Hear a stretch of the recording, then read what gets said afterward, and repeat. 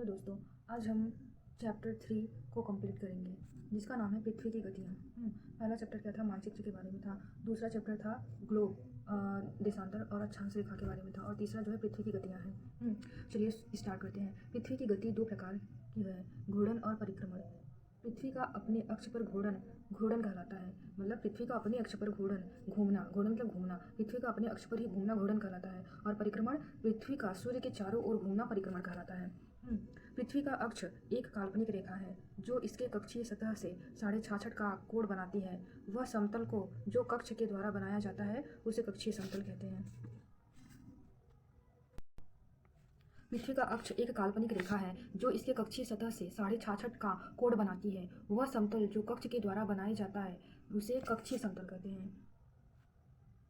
पृथ्वी सूर्य से प्रकाश प्राप्त करती है। पृथ्वी जो है सूर्य से प्रकाश प्राप्त करती है। पृथ्वी का आकार गोले के समान है, इसलिए समय में सिर्फ इसके आधे भाग पर ही सूर्य की रोशनी प्राप्त होती है।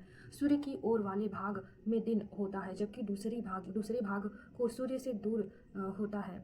जबकि दूसरा भाग जो है जो सूर्य से दूर होता है वहाँ रात होती है। ग्लोब पर वह वृत्त जो दिन तथा रात को विभाजित करता है उसे प्रदीप्त वृत्त कहते हैं।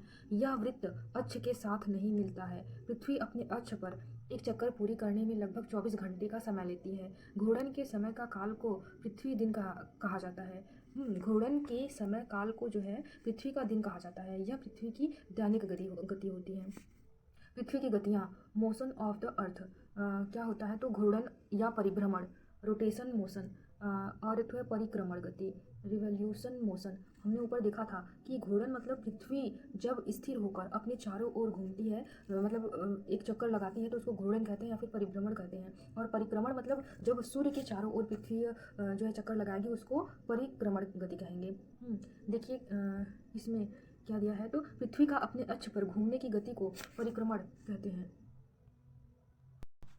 पृथ्वी का अपने अक्ष पर घूमने की गति को घूर्णन या परिभ्रमण गति कहते हैं। दूसरा पॉइंट है, पृथ्वी की घूर्णन गति का समय 24 घंटे होता है जो एक दिन और रात के बराबर होता है, इसलिए इसे दैनिक गति भी कहते हैं। तीसरा पॉइंट है, पृथ्वी की वास्तविक घूर्णन गति का समय 23 घंटे 56 मिनट और 43 सेकेंड होता है।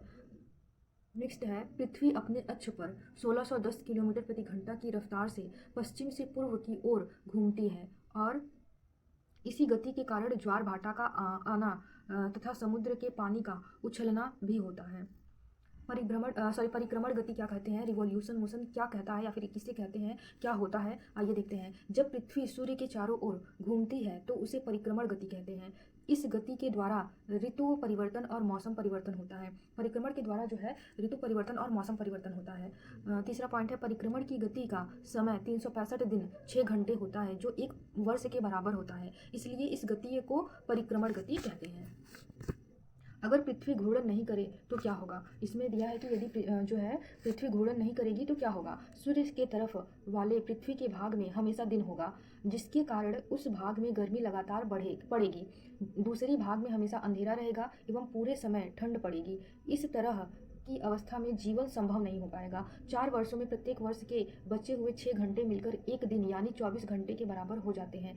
इसके अतिरिक्त दिन को फरवरी के महीने में जोड़ा जाता है। इस प्रकार प्रत्येक चौथे वर्ष फरवरी माह 28 के बदले 29 दिन का होता है। ऐसा वर्ष जिसमें 366 दिन होते हैं उसे लीप वर्ष कहा जाता है। चित्र से स्पष्ट है कि पृथ्वी दीर्घवृत्ताकार पथ पर सूर्य के चारों ओर चक्कर लगाती है।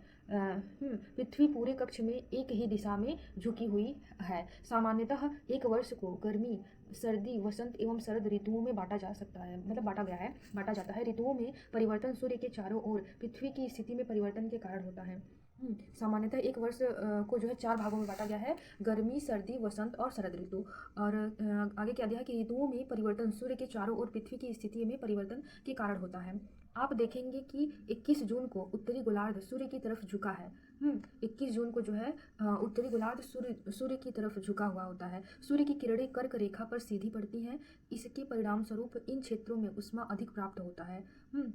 कर्क रेखा पर जो है सूर्य की किरणें सीधी पड़ती हैं, इसलिए जो है यहाँ पर गर्मी अत्यधिक होता है, मतलब उष्मा अत्यधिक प्राप्त होता है। यदि है ना, पृथ्वी कर्क रेखा पर सीधी पड़ती है, इसके परिणाम स्वरूप इन क्षेत्रों में उष्मा अधिक प्राप्त होता है। ध्रुवों के पास वाले क्षेत्र में कम उष्मा प्राप्त होता है क्योंकि वहाँ सूर्य की किरणें तिरछी पड़ती हैं। उत्तर ध्रुव सूर्य की तरफ झुका होता है तथा उत्तरीय ध्रुव रेखा के बाद वाले भाग पर लगभग 6 महीने तक लगातार दिन रहता है। चूंकि उत्तरी गोलार्ध के बहुत बड़े भाग में सूर्य की रोशनी प्राप्त होती है, इसलिए विषुवत वृत्त के उत्तरीय भाग में गर्मी का मौसम होता है। 21 जून को इन क्षेत्रों में सबसे लंबा दिन तथा सबसे छोटा रात होता है।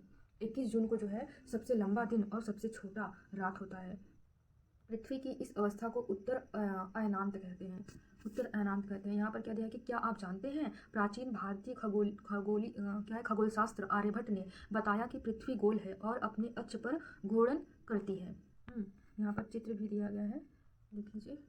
नेक्स्ट पढ़ते हैं पृथ्वी केंद्रित परिकल्पना। पृथ्वी केंद्रित परिकल्पना, सूर्य केंद्रित परिकल्पना। तो पृथ्वी केंद्रित परिकल्पना जियोसेंट्रिक थ्योरी क्या है? जियोसेंट्रिक अवधारणा का प्रतिपादन मिस्र यूनानी परंपरा के प्रसिद्ध खगोलशास्त्री क्लॉडियस टॉलमी ने किया। इस अवधारणा के अनुसार पृथ्वी ब्रह्मांड के केंद्र में है एवं सूर्य व अन्य ग्रह इसकी परिक्रमा करती हैं।